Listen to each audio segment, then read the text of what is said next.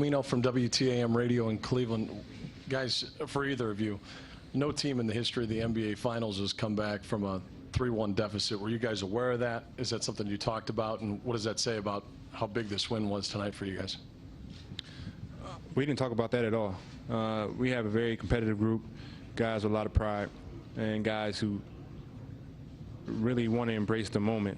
And our focus is next game we got to win. You know, every playoff game is like a precious moment. Every possession, you know, every timeout, you got to be locked in. You got to pay attention.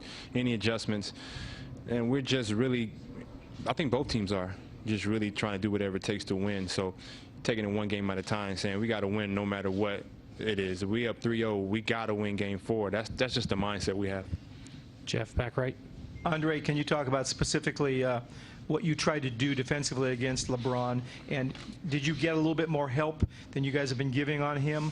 And also, do you think you're wearing him down? We got a lot of great players in this league that can score the ball in bunches. You know, it's like 10 to 15 guys in this league, and I've had a chance to guard all of them, and I've been doing it for a long time. The thing that makes him dynamic is he's probably one of the smartest and the best passer out of all the scorers, which is really makes him dynamic. But the foundation's the same. Make him work as hard as possible. Make him take tough shots. You look at his strengths, his weaknesses, which way he wants to go, which way he prefers to play, and you try to just take him out of his comfort zone. Sounds easier said than done, but we all have a lot of talent on the court, and when we go out there, we want to make our stamp on the game. Last two on the left and then the second row. Nebias Wilborn, True Hoop. Was this, question for both, was this the first game where you guys really felt like yourselves and felt more comfortable? And if so, why was that?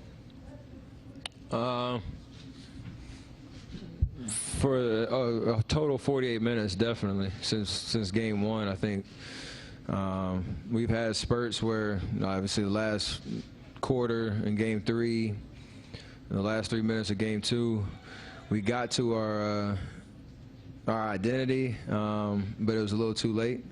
Tonight we came in with the mentality that obviously, like we were saying, that we had to win this game. So it was about effort and consistent effort every possession. And it's obviously not perfect. We still can play a little bit better, I think. But the effort was at a level that it erased some of those mistakes, and we just battled from the start. So we gave ourselves a shot, and then, you know, shots go in, everybody starts to feel good, you pick up some momentum, and you get a big road win. Last one in the second row. This is Yanxin from LATV China. This question is for each of you. In the third quarter, the Cavs were able to catch up with deficit. They were down to 3 points. What kind of adjustments were you able to do at that point?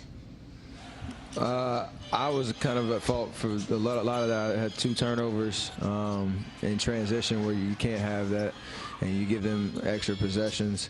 And once we settled down, coach got into us during a timeout and challenged us to answer, you know, their run, which we knew they were going to make. We weren't going to run away with the game from halftime. We knew we'd have to really put together a solid, you know, effort in the second half to withstand a run that they, you know, were going to have, and that was a good calling card moment for us.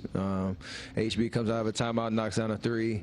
We close out the last 3 minutes strong, and, you know, have a 6-point lead going into the fourth quarter, and the rest is kind of history with just our effort, and in the fourth quarter knowing it was winning time. So I don't know if there's a specific adjustment other than just playing smarter and keeping our composure.